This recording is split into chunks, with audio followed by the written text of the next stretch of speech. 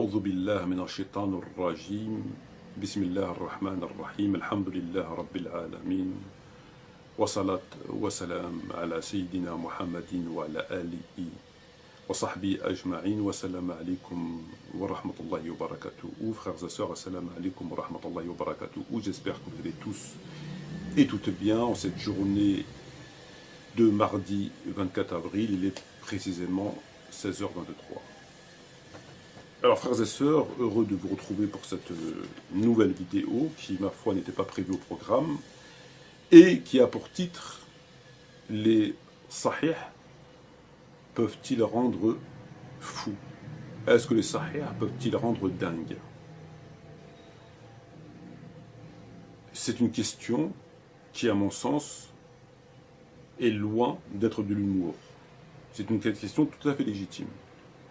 Lorsque l'on connaît le contenu des sahih, la question est tout à fait légitime.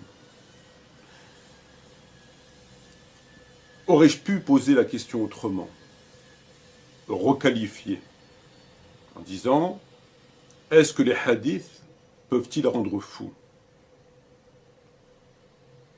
Cette question n'aurait aucune légitimité et aucun sens.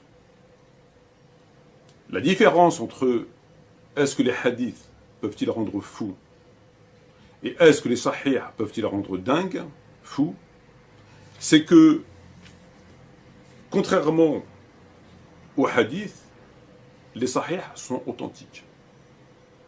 C'est-à-dire le contenu doit être validé par tout bon croyant et toute bonne croyante, parce que c'est authentique.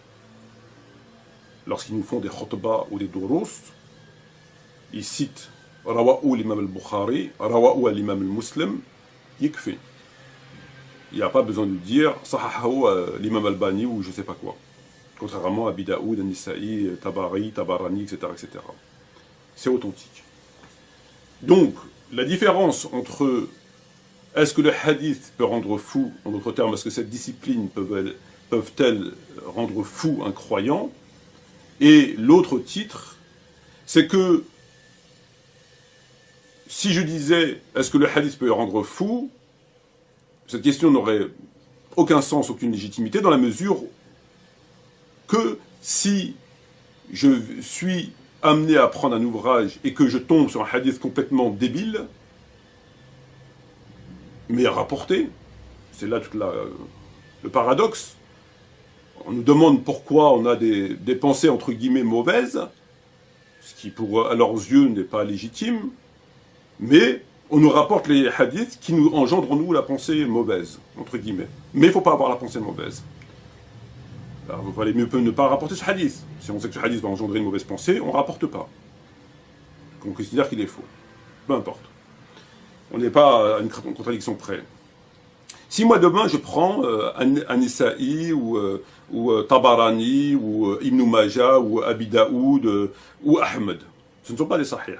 Musnad, Sunnan, Al-Musannaf, etc. Ce ne sont pas des sahih. Je prends un hadith et je loue, il est débile. Voilà. Je vais me dire, moi, déjà, sans qu'on me le dise, ce hadith, il est faux. Donc moi, je suis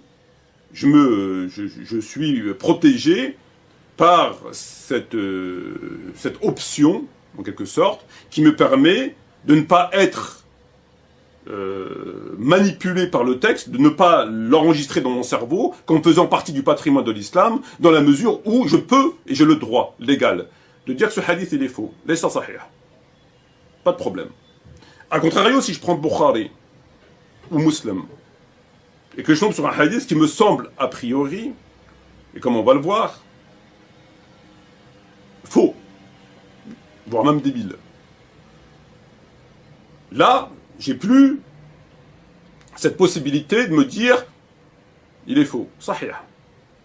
Donc si j'adopte la croyance des gens qui nous ont expliqué depuis fort longtemps que tout est authentique, même s'ils ont revu leur prétention à la baisse compte tenu des preuves qui ont été rapportées, ils en sont plus à 100%, mais 99,8, 99,2, mais bon, après le reste qu'ils ont contredit, c'est juste des trucs administratifs de pure forme. Donc si j'adopte la position de ces gens-là, qui les a amenés à nous dire Le hadith abroge le Coran. Le hadith abroge le Coran. C'est-à-dire, c'est quand même incroyable. Le hadith abroge le Coran. Passons. Je suis amené à prendre la même position qu'eux. Je pense comme eux. Je suis parti à prendre la religion comme eux, je pense comme eux, comme je pensais avant. Et je tombe sur des hadiths débiles.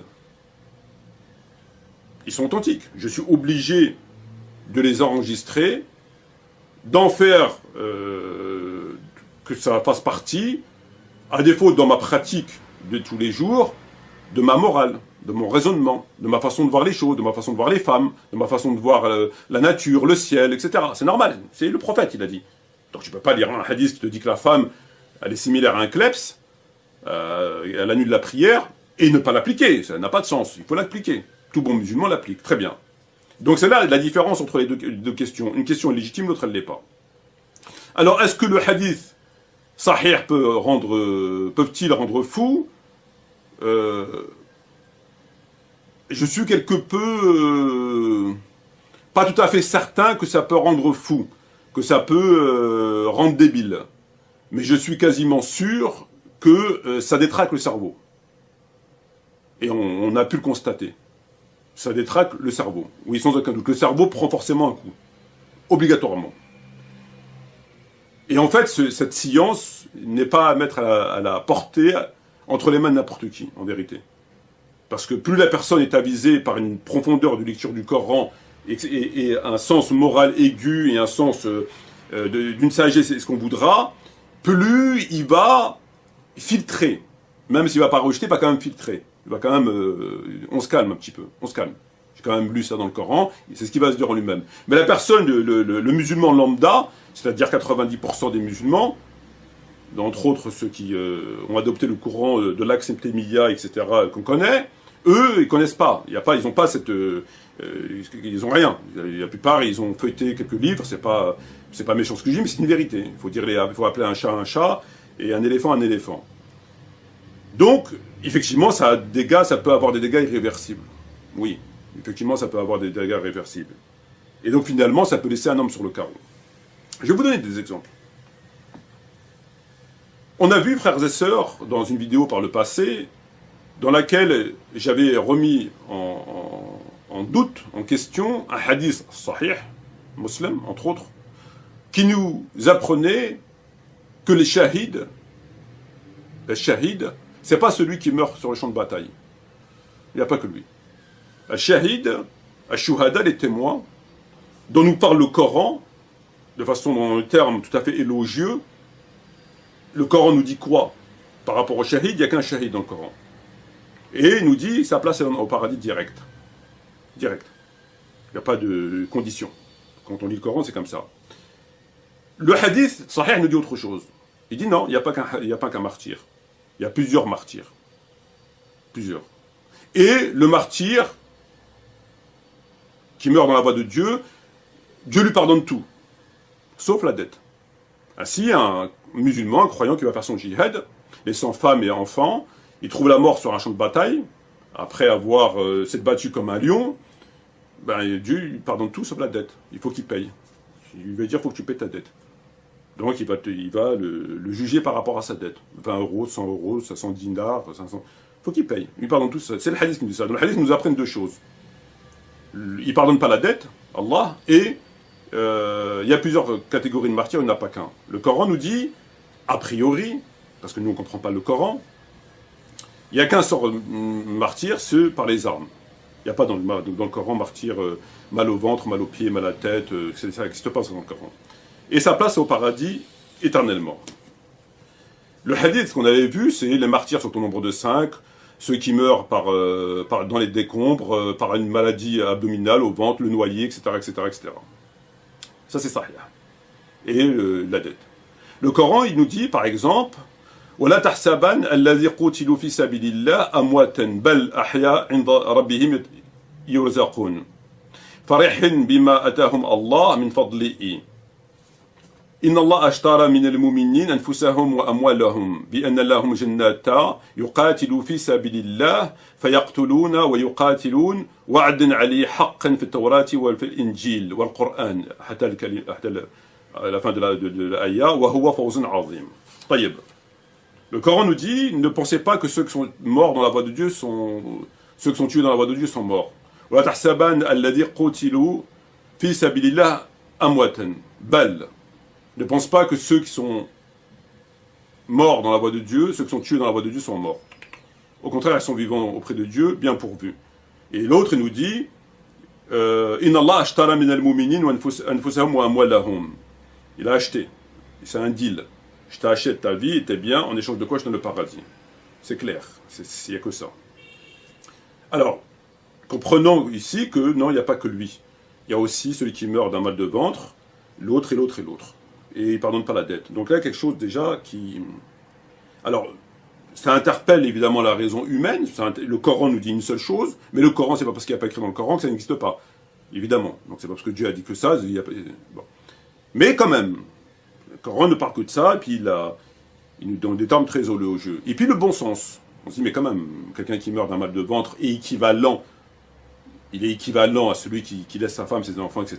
Et, je veux dire, est-ce qu'on peut avoir une autre lecture du Coran en disant, ne crois pas que celui qui meurt d'un mal de ventre soit mort. Au contraire, il est auprès de Dieu bien pourvu. Ça colle pas. Si on les met au même niveau, c'est pareil, on nous dit. Y a pas. C'est pareil. Keftier bourricot. Ça colle pas. Le mec, il a mangé, je sais pas, il s'est éclaté la panse, ou je sais pas. On va pas faire d'ironie parce que. Mais ça colle pas. Ça sent pas bon. Ça sent la merguez. Ça sent ça sent pas bon. Il y a quelque chose qui va pas. Mais c'est pas grave. Alors, on a le Coran qui est très clair. On a le sens par rapport au sacrifice. L'homme, il s'est sacrifié, donc c'est normal qu'il ait la récompense. Mais on vient nous dire... Et le bon sens, évidemment. Le bon sens. Comment peut-on mettre quelqu'un qui est mort d'un mal de ventre, qui est mort noyé, ou même un truc, quelqu'un qui donne sa vie, c'est pas possible. Il y a quelque chose qui va pas, c'est pas juste. Et en plus, on ne pardonne pas sa dette au martyr. Comment? Il vient devant Allah et dit, Allah, je t'ai donné ma vie. J'ai laissé ma femme, j'ai laissé une veuve, j'ai laissé des orphelins, et parce que je dois 50 balles, tu veux pas me les payer, tu t'as aller pour 200 dinars. Comment? Ça va pas. Alors, mais c'est sahih. Sahih, ben faut que tu l'enregistres et tu en fais, ça rentre dans ta pratique religieuse, dans ta rhétorique. Alors, lorsque moi je dis non, il n'y a pas un seul martyr, il n'y a pas de... Ah ben évidemment. Vous apparaissez face à 90% de cette masse ignorante qui ne connaît rien à rien et qui est ce qu'elle est, selon ce qu'on leur a enseigné, etc., ce fameux discours, bah, tu contredis une parole du prophète. C'est musulman quand même. C'est comme le Coran. C'est comme le Coran. C'est pareil. C'est comme le Coran. C'est comme si tu contredis un verset. Il n'y a pas de différence. Voire au-dessus du Coran, parce que le hadith abroge le Coran. Au-dessus. Alors, bon, si ça vient de moi, c'est forcément... Moi, j'ai un livre devant moi, qui n'a pas été écrit par n'importe qui, et qui est Al-Muwatta de l'imam Malik. Je vais vous lire le hadith à la page 29, hadith numéro 33. D'après Yahya ibn Sa'id, le prophète Mohammed était assis tandis qu'on creusait une tombe à Médine. Un homme regarda à l'intérieur et s'écria, quel mauvais lit pour un croyant. Il regarda dans la tombe. Ils aiment bien regarder dans les trous de serrure. Et l'envoyé de Dieu le reprit. Quelle mauvaise remarque la tienne. Et l'homme l'expliquait, ce n'est pas ce que j'entendais au messager de Dieu. Je voulais dire que la mort dans la voie de Dieu est meilleure que la mort au lit. Très bien. Elle est meilleure. Le prophète lui a dit à 3 reprises, rien n'égale le fait d'être tué dans la voie de Dieu. Rien n'égale le fait d'être tué dans la voie de Dieu. Tué. Hein. Il n'a pas dit mal au ventre ou mal aux oreilles. Tué. فقال رسول الله عليه الصلاة والسلام لا مثل للقتل في سبيل الله. Alors ça vient contredire, ça écroule évidemment à en croire ce hadith qui vient du Muwatta, le Coran, le bon sens. Comment peut-on encore avoir un doute et considérer que celui qui a mal au ventre est équivalent de celui qui donne sa vie, c'est bien? Ça me semble quelque peu compliqué. Cette science du hadith, on l'avait expliqué que c'est similaire à un travail de la CIA, le hadith. C'est comme la CIA. Ils vous disent le mec s'il est fiable, thiqa ou pas, il habitait où, est-ce qu'il avait une bonne mémoire, ils vous font comme la CIA. Donc c'est-à-dire sur plusieurs générations, donc on a 4, 5, 6 personnes dans la chaîne de transmission, Youssef, Karim, Nourdine, Tayyib et Mahmoud par exemple. Ils vous disent Youssef c'est qui, est-ce qu'il est fiable, machin, est-ce qu'il a une bonne mémoire. Et on l'avait avec Qardawi. Donc c'est bon. Et à partir de là, ils fabriquent leur chaîne de transmission. C'est à partir de la fiabilité des rapporteurs, s'il est fiable, pas fiable, menteur, sectaire, tendance hérétique, enfin tout ce que vous voulez, ils vous disent voilà, c'est les chaînes de transmission qui sont fiables. Parce que lui, il est fiable, il avait une bonne mémoire, et il dormait bien, il se reposait bien, etc., etc. On peut lui faire confiance, l'autre aussi, etc., etc. Bon. En soi, fait 200 ans ou 250 ans après, ça défie les lois de la physique les plus élémentaires. Ça défie les lois de la physique les plus élémentaires. Aujourd'hui, les gens, ils sont même pas capables de savoir s'ils peuvent faire confiance à leur femme, ou une femme, qu'est-ce qu'elle doit penser de son mari, alors que ça fait 30 ans qu'ils vivent ensemble. Ils sont toujours étonnés de plein de choses. Ils sont incapables. Incapables.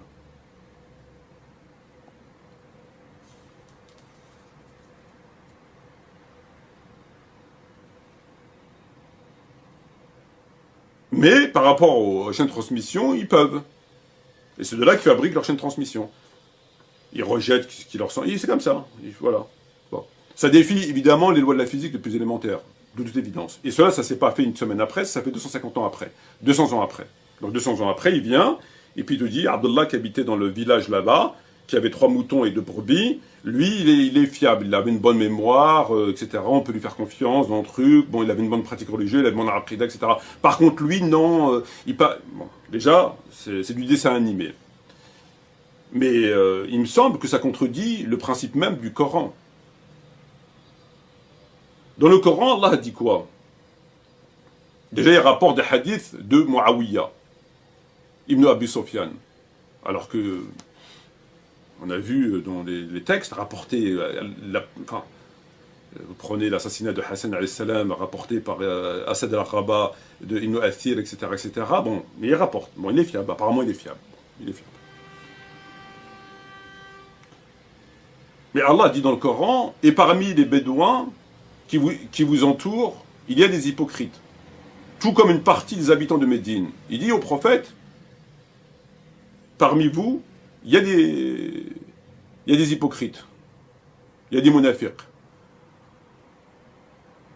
Parmi les Bédouins et parmi les habitants de Médine. C'est pas que les Bédouins. Les Bédouins, c'est ceux qui vivent dans le désert ou dans les campagnes, en dehors de la ville. C'est pas des sédentaires. Et parmi les Bédouins qui vous entourent, il y a des hypocrites, tout comme une partie des habitants de Médine. Ok. Ils s'obstinent dans l'hypocrisie.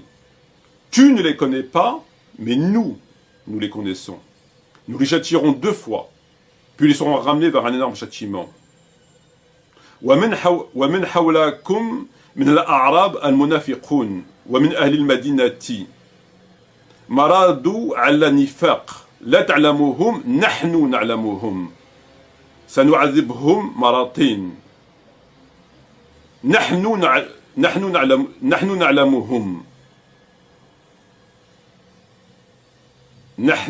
نعلمهم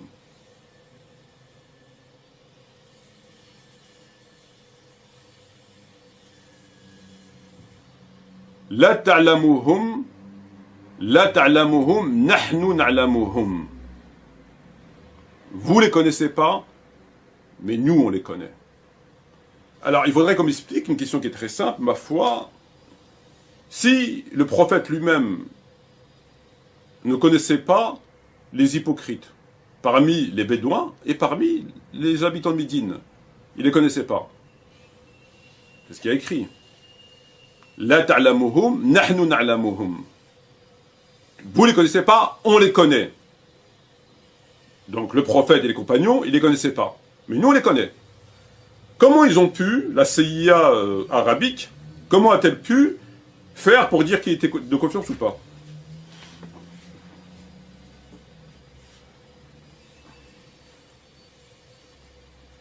Qui sont élémentaires. Bah, apparemment, ils ont des dossiers. Qui était qui faisait quoi, qui mangeait quoi, qui dormait comment, qui avait des brebis, qui allait à la plage, qui avait une bonne croyance, qui avait une bonne mémoire. Ils avaient de la CIA arabique. Bon, bah, je veux bien les croire. 200 ans après, la CIA arabique. Bon, je veux bien les croire. Ok. Sauf que moi, j'ai un verset qui dit ce qu'il dit. La ta'lamuhum, nahnu na'lamuhum. Donc si le prophète lui-même, al-Nabi al-Rasoul, il les connaît pas, comment ceux qui ont fait les chaînes de transmission, ils les connaissent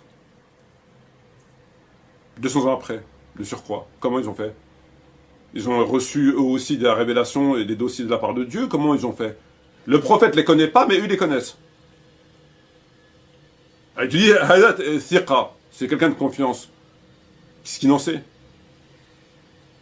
Qu'est-ce qu'il en sait? 200 ans après, qu'est-ce qu'il en sait? Parce que Dieu te dit, vous les connaissez pas, nous on les connaît. Certains oui, vous le connaissez. Certains oui, ils les connaissent. Ils les connaissent. Donc ces gens qui ont véhiculé des hadiths après la mort du prophète et qui figurent dans les chaînes de transmission à la racine et qu'on ne connaît pas, comment Bukhari, comment les autres ont pu faire pour le connaître? C'est une question qui, ma foi, a tout son sens. Et effectivement, le hadith a servi est la cause de beaucoup de divisions. Tous les hadiths du ragot, etc., a causé énormément de divisions dans l'islam. Je dirais même l'essentiel des divisions vient du hadith. Ça, c'est un fait. Alors, d'un côté, on nous dit qu'Omar ibn Khattab, radiallahu anhu, il y a Abu Bakr, ils ont brûlé le hadith. D'un côté, Omar ibn Khattab, lorsque le compagnon vient le voir, il lui dit, moi je connais pas ce hadith, ramène-moi la preuve, sinon je te fais mal au ventre, sinon je te gonfle. Ben oui, mais le problème, c'est que si tu veux pas le gonfler, pourquoi tu as brûlé les hadiths? Dans ce cas-là, il fallait recueillir les hadiths. Donc vous brûlez les hadiths, on n'en veut pas, et lorsque quelqu'un te dit, j'ai fait ça parce que le prophète a dit ça, tu dis, ramène-moi la preuve. Ben la preuve, vous l'avez brûlée. Dans ce cas-là, vous ne brûlez pas les hadiths. Ah oui, mais c'est vrai, le hadith qui brûle les hadiths, il n'est pas dans le Bukhari. C'est vrai, il n'est pas dans le Bukhari. C'est vrai, il n'est pas dans le Bukhari. C'est vrai. Ouais. Je te gonfle, c'est dans le Bukhari, mais brûlé, il n'est pas. Mais il est dans d'autres livres qui vont dire c'est sahih. Ça revient au même. Sahih. Et c'est les hadiths qui ont conduit les gens à aller demander une femme en mariage avec l'intention de la divorcer. D'avoir une relation sexuelle avec elle. C'est le mariage temporaire sunnite. On a le chiite, que l'on connaît, qui est de la pure fornication. D'ailleurs, j'aurais des choses à dire par rapport à ça, parce que j'ai eu des échos sur des choses qui m'ont extrêmement déplu par rapport à une personne. On y reviendra. Laissons le mariage chiite, que l'on connaît, qui trouverait sa racine dans le Bukhari, dans le Coran. Chez nous, les sunnites, on a, et il était validé par 99,80% des savants, le mariage avec l'intention de divorcer. C'est beaucoup plus grave qu'un mariage temporaire. Parce que mariage temporaire, tu joues carte sur table. Tu dis, alors que là, ils te disent, tu peux demander la main à une fille, tu vas chez lui, tu vas chez ton futur beau-père, tu dis, voilà, je voudrais me marier avec ta fille, mais toi, dans ta tête, tu as l'intention juste d'avoir une relation et tu la jettes. Ils te disent, c'est halal. On a déjà vu ça. Ils te disent, oui, c'est authentique. Tu peux faire. Ça veut dire que tu vas bluffer à ton futur beau-père, à ta future belle-mère, éventuellement à la fille, tu bluffes à tout le monde, tu trompes tout le monde, et tu dis, oui, c'est sunna. Après, muakada ou pas muakada, je sais pas, mais en tout cas, c'est une sunna. Muakada, je sais pas. Parce qu'après, il faut être très vigilant avec muakada. C'est quelque chose aussi, même le mot muakada, c'est très sensible. Ils vous disent tarawih, c'est une sunna muakada. Mais ils sont incapables de vous dire comment le prophète a fait tarawih. Ils sont partis voir Aïcha. Ils vous disent, ouais, comment le prophète a fait tarawih? Ben, c'est muakada, vous devez savoir, non? Quand même. Muakada, si je ne m'abuse, c'est bien certifié. Akid. Muakad. Donc comment vous dites c'est une sunna muakada que le prophète l'a fait, vous ne savez pas comment il l'a fait. C'est le hadith qui vous dit que Aïcha donnait son sein à des hommes. Nawawi il a dit na'am. La bas biha. Il a dit oui. Il a cherché des trucs, un récipient, je sais pas quoi, et puis après il conclut, naam, naam. Il dit oui, c'est possible. Après, est-ce qu'elle l'a fait ou pas? Chacun ira, ça laisse la porte ouverte aux chiites et à tous ceux qui mais tu dis naam. Oui, Sahih Muslim, naam. La femme du prophète, elle donne son sein à des hommes. Alors que Dieu dit, il ne parlait que derrière un rideau. N'entrez pas chez le prophète. N'entrez que pour manger, barrez-vous. Ils te disent, oui, naam. À des adultes. Naam. La bas biha.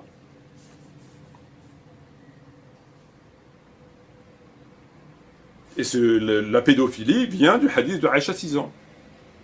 La pédophilie, elle vient d'où? De Aïcha 6 ans. Parce qu'il dit, Sahih, elle s'est mariée avec elle 6 ans. Sauf que, comme ils sont jamais à court,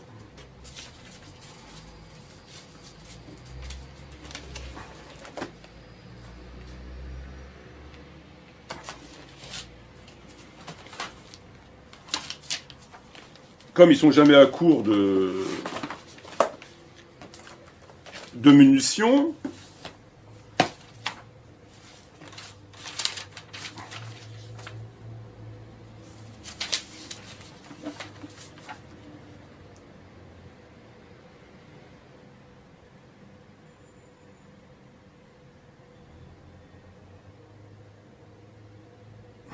pour ce qui est de la date des noces, de la petite fille de la consommation de son mariage,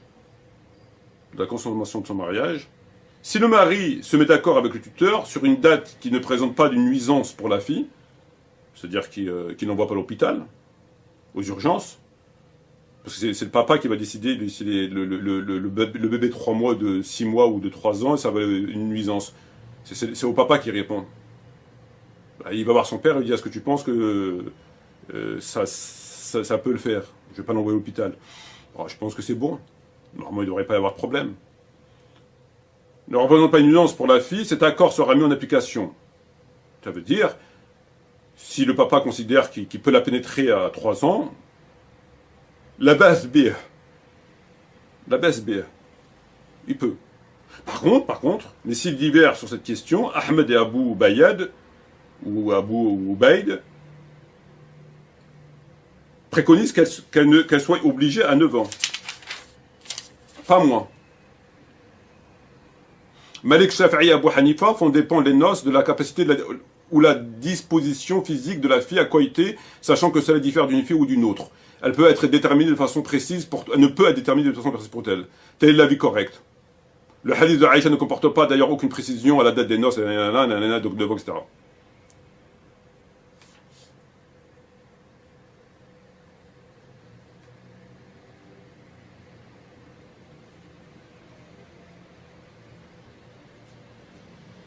Non mais parce qu'il parle d'un autre truc et c'est vrai que c'est vaut mieux en rire. Le hadith de Aïcha ne comporte d'ailleurs aucune précision de la date des noces, comme il n'implique aucunement interdiction de cela dans le cas des filles viripotentes, capables de coïter, avant l'âge de 9 ans. Ni l'autorisation de le faire dans le cas des filles qui ne sont pas encore capables de supporter le coït alors qu'elles sont déjà atteint l'âge de 9 ans. Al-Dawoudi explique que Aïcha avait bien et rapidement grandi, évidemment. Il est dit dans une version que le prophète m'a épousé à l'âge de 7 ans. Mais dans la plupart des versions, il est dit à l'âge de 6 ans. Donc là, il y a une autre version qui dit à 7 ans. Mais d'autres versions plus sûres disent 6 ans. Donc là, Nawawi, qui nous dit, pour concilier ces deux versions, nous disons qu'elle avait 6 ans et quelques mois. Ah, il se casse pas la tête, Nawawi. Ah ben, il est face à une contradiction de date. On nous dit 6 ans, mais il y a une autre version qui dit 7 ans. Il a dit, tu mets 6 ans et demi. Ah, il a coupé la porc en deux. Ah, c'est très théologique de couper les porcs en deux. Ah ben, il se casse pas la tête. Il va pas dire non, celui-là il est faux, parce que c'est 7 ou 6, non. Quel âge? 6 ans? 7 ans? Sahih, les deux sont sahih. Bon ben, on met 6 ans et demi. Donc, c'est quand même ces hadiths qui ont conduit Nawawi à nous dire que non seulement on peut épouser une fille de 6 ans, parce qu'elle a grandi vite, Aïcha a grandi vite. Enfin, il y avait des gens assez bizarres à l'époque, il y avait des gens qui montaient sur les arbres à poil, celui qui avait accusé que le prophète voulait tuer, etc. Donc il y avait comme des gens bizarres, ils marchaient sur les arbres à poil. C'est peut-être un nudiste. Peut-être un nudiste. On ne sait pas. On ne sait pas. On ne sait pas. Et Aïcha, elle a grandi vite. Elle a grandi vite, elle. 6 ans, c'est... Ça, c'est on appelle... c'est pour un peu de... Tu vois le Kosbor et... Tu vois, de... Bon. Donc, pour être sérieux, 6, 9. Donc, ils vous disent, tu peux te marier avec une fille de 6 ans, etc. D'accord. Et après, ils ont réfléchi, ils ont dit, oui, mais 6 ans, il s'est marié avec elle, mais est-ce qu'il aurait pu se marier avec elle avant? Ah ben, ils se sont posé la question. Ils se sont dit, oui, 6 ans, bon, 6 ans, on a dit 6 ans et demi. Bon. Ok. Mais une question qui se pose, du fiqh, c'est, est-ce que le prophète aurait pu se marier avant 6 ans? Là, oui, dit naam. Il dit, oui, on peut se marier avec une fille avant. Après, ça dépend de si elle résiste à la charge. Ça, on discute avec le papa. Donc 5 ans, 4 ans. C'est ce qu'il dit mot pour mot. Voilà le hadith. Voilà qu'est-ce que ça a fait, qu'est-ce que ça a fait dans leur tête. C'est chez nous. Après, ils discutent, elle peut supporter, elle peut pas supporter, ça prête, elle savant, mais vaut mieux, voilà. Mais, c'est possible, il n'y a rien de mal. Donc ne vous étonnez pas de voir quelqu'un venir de chez vous demain et vous demander votre nourrisson en mariage. Sunna. Mouakada ou pas, je sais pas. Et donc, ce qui conduit ce comportement, cette immoralité de pénétrer des bambins, des nourrissons, des bébés, etc., et d'avoir extrapolé, enfin d'avoir été chercher ces questionnements, est-ce qu'on peut faire avant, etc., et qui vous disent oui, etc., ça va dans le même sens que le hadith par rapport au kleps. Ils vous disent que la femme annule la prière, enfin, annule la prière, mais ils ne précisent pas machin impureté. Comme un âne, un cochon, etc., etc., un juif, etc., etc. Bon, une femme indisposée. Il te dit, elle annule la prière. Elle annule la prière. Dieu merci, je suis tombé sur un charh de Bukhari très peu connu, où dans son charh, il dit, il n'y a rien qu'annule la prière. On y reviendra. Bon, restons dans chez Nawawi. Ils vous disent que la femme annule la prière. Aïcha l'a corrigé ce hadith, elle a dit, mais qu'est-ce que vous racontez? Comment nous, des chiens? Qu'est-ce que vous racontez? Que si vous arrivez, les Bédouins? En fait, c'est leur nature bédouine, l'arabe dur et inclassable, l'arabe brut de pomme, enfin, ça a des teintes sur l'islam. Donc ils vous disent que ils ont comparé la femme à un chien. On trouve la femme dans la même rubrique que le kleps. La femme, le chien et l'âne. L'âne. Ils annulent la prière. Dans d'autres hadiths, qui ne sont pas dans Bukhari et Muslim, ils te disent le cochon, le juif, le devin et la femme indisposée. Bon. Elle annule la prière. Alors, il faut mettre une selle, il faut mettre une distance de sécurité. Voilà. Bon, après, les savants ont divergé, mais c'est présent. Bon, après, ils ont essayé d'expliquer autrement. C'est parce qu'elle attire l'homme. Évidemment, ça ne colle pas, parce que je crois du contraire, un âne, je sais pas, un âne et... C'est quoi leur truc? Un chien, un âne et... un chien... Ouais, un chien et une femme, voilà. Jusqu'à preuve du contraire, un chien, un âne, ça n'annule pas la prière. Ça attire pas un homme. Donc, évidemment qu'il s'agit d'impureté, bien sûr. Et que c'est un faux, évidemment. Corrigé par Aïcha, mais ils ne l'ont pas enregistré. Ils l'ont quand même mis, ça fait autorité. C'est quand même grave. Donc, Marie, alayhi salam, qui était une femme, elle annule la prière. C'est une femme. Fatima bint al-Rasoul, elle annule la prière. Mouk, elle annule la prière. Ummi, elle annule la prière. Khadija, alayhi salam, elle annule la prière. Aïcha, radiallahu anha, elle annule la prière. La reine de Saba annule la prière, enfin, voyons. Bah, c'est une femme. Il y a écrit femme, il n'y a pas écrit sauf Aïcha ou sauf ou Zoubida ou sauf, il y a écrit femme. Moi je comprends les textes comme ils sont. Femme, c'est une femme, sexe féminin. Un travelot, c'est pas un sexe féminin. Mais ils vont encore plus loin. Ils vous disent que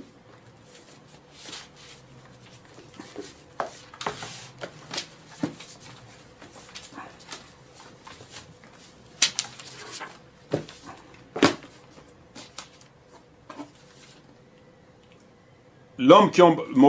le Muwatta, volume 1. Et c'est ailleurs, mais on y reviendra, Inch'Allah. L'homme qui embrasse sa femme doit refaire ses ablutions. L'homme qui embrasse sa femme doit refaire ses ablutions. Donc ils vous disent que l'homme qui embrasse sa femme doit refaire ses ablutions. C'est-à-dire que la femme annule les ablutions. Après, divergence dans les écoles, est-ce que c'est avec envie, pas envie, machin, là il n'y a pas d'envie, enfin bref, on y reviendra, Inch'Allah. On va pas laisser ça comme, on va pas laisser passer ce genre de truc quand même, c'est pas possible. La femme annule les ablutions. Ta femme annule les ablutions. Si elle t'embrasse ou tu l'embrasses, tes ablutions, il faut les refaire. Voir si elle te touche. Alors imaginez l'atmosphère dans un foyer. Pourquoi la femme elle annule les ablutions? En fait, c'est la femme chez eux, c'est quoi? La femme, c'est un chien. Elle est comparée à un âne. Elle est comparée à un cochon. Elle est comparée à un devin. Elle est comparée à un juif. Parce qu'elle annule la prière. À côté de ça, ils te disent que ta femme annule les ablutions. Tu fais l'odo, ta femme elle te touche, ta femme elle t'embrasse. Ça annule les ablutions. Après, ils y vont chacun de leur coup d'harmonica. Où ils sont arrivés à ça? Comment ils en arrivent à des choses comme ça? Comment la femme, ta femme elle t'embrasse, tu annules les ablutions? Pourquoi ta femme c'est qui? Ta femme c'est comme celle qui porte tes enfants, bordel de bordel. Ta femme c'est qui ta femme? Donc Aïcha, quand on embrassait le prophète, il faisait des ablutions. Fatima, quand on embrassait son papa, il faisait des ablutions. Elle est impure, quoi. C'est comme si tu avais lâché des gaz ou je sais pas quoi. Ou comme si tu avais touché un cochon. C'est pareil. Elle est impure, oh, elle m'a touché, je me lavais pour faire les ablutions. C'est le hadith. À nous de prouver maintenant que cela est faux, parce que c'est faux. C'est faux.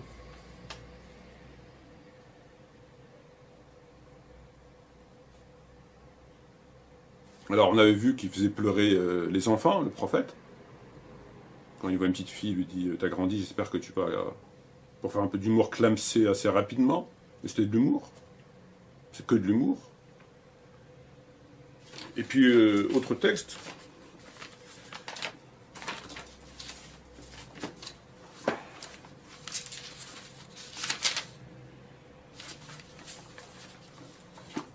Volume 5, page 580. Jabir rapporte que le prophète Mohammed ayant vu une femme, elle a trouvé sa femme Zaynab qui était en train de tanner une peau à elle et satisfait son désir. Ensuite, il sortit vers ses compagnons et leur dit: la femme se présente en venant sous une apparence diabolique et s'en allant de même. Aussi, lorsque l'un de vous voit une femme, qu'il aille aussitôt faire l'acte sexuel avec sa femme, car cela est propre à repousser la tentation. Donc là, le hadith vous dit quoi? Il vous dit que le prophète, il a vu une femme.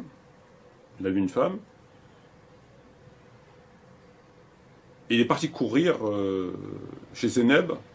Bah, c'est pas précisé courir, on peut dire marcher. Moi, je penserais plutôt courir, si on considère qu'il est authentique. Alors, le prophète a vu une femme. Il est parti, il alla trouver à Zeynep, qui est en train de tanner une peau. À elle. La peau, elle était à elle. Peau de mouton, peau de... Et satisfait son désir. Donc le prophète, il a vu une femme qui l'aurait excitée. Il est parti chez Zeynep et il a eu un rapport sexuel avec elle.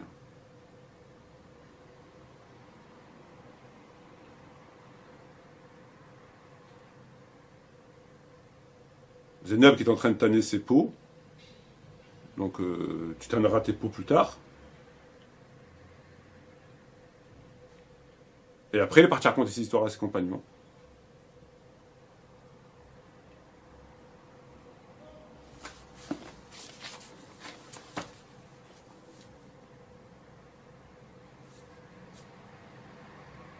C'est la figure dans les livres. Alors, je sais pas, la femme, elle était comment? Elle ne portait pas de hijab, elle était en mini-jupe. Pourquoi ça figure dans les livres, ça, que le prophète... Enfin, c'est quoi c'est quoi le but de la manœuvre? C'est qui ce prophète qui se moque sur les enfants? C'est quoi? Enfin, je comprends pas très bien. Authentique, ça, rien.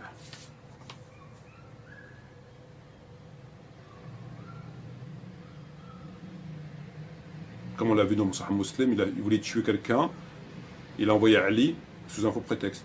Il lui a dit, ouais, il a commis l'adultère, fume-le. Et comme il l'a pas fumé, il a rien fait. C'est comme la mafia. Donc le prophète a menti à Ali. Il ne lui a pas dit pourquoi il faut le tuer. Ben, le prophète, c'est un chef d'État. S'il a commis l'adultère, il faut le juger. Et l'adultère, c'est pas couper la tête. Donc un chef d'État qui fasse un délit ou un crime, ben, il y a une procédure quand même. Tu dis pas, on n'est pas en Corse, on n'est pas la mafia. Alors non seulement en dehors de toute procédure légale imposée par le Coran, les témoins et tout ce que vous voulez, tout ce que j'ai déjà expliqué, mais en plus, c'est qu'il a menti à Ali. Là oui, parce qu'il dit Ali, il va tuer, il a commis l'adultère. Donc il lui a menti. Et puis comme il ne l'a pas tué, bon, c'est pas grave. En fait, moi, c'était pas si important que ça. C'est très grave ce qu'ils disent. Quand on analyse le texte, c'est très grave. Il fait exécuter des gens comme le parrain.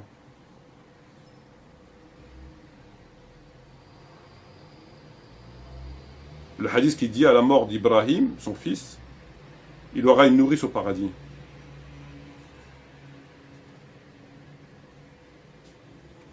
À la mort de son fils Ibrahim, le prophète aurait dit, il aura une nourrice au paradis.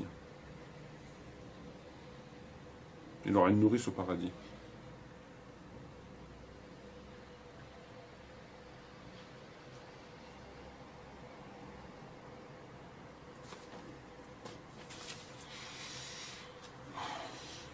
Bon, ça fait un petit peu beaucoup tout ça.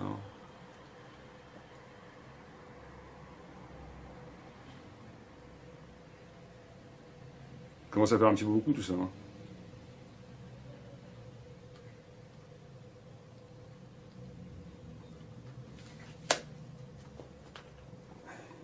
Et oui, il y a des garderies au paradis, en attendant que les gens y viennent.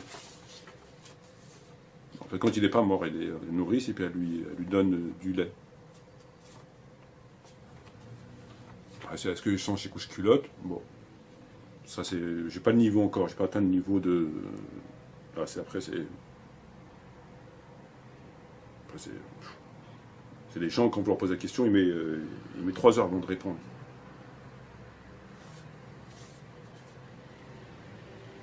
Le hadith dit que le Coran est falsifié, amputé, incomplet. Le verset de la lapidation, le verset des tétés, le verset de Salat al-Asr, le verset de Ajal al-Musamman, qui aurait été enlevé. Puis un autre texte aussi qui est intéressant dans le Bukhari, on appelle là le messager de Dieu pour les funérailles d'un enfant. On appelle là le messager de Dieu pour les funérailles d'un enfant. C'est rapporté par Aïcha, radhiyallahu anha. Ô messager de Dieu, heureux soit celui-ci. C'était un oiseau du paradis. Parce que c'était un bébé, c'était un enfant. Il n'a commis aucun mal. Il ne l'a pas connu. Et il ne l'a pas connu. Il répondit, peut-être en est-il autrement. Ô Aïcha.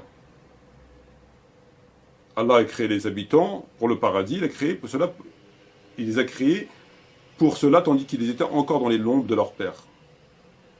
Il aura aussi créé les habitants de l'enfer et il les a créés pour cela alors qu'ils étaient encore dans les lombres de leur père.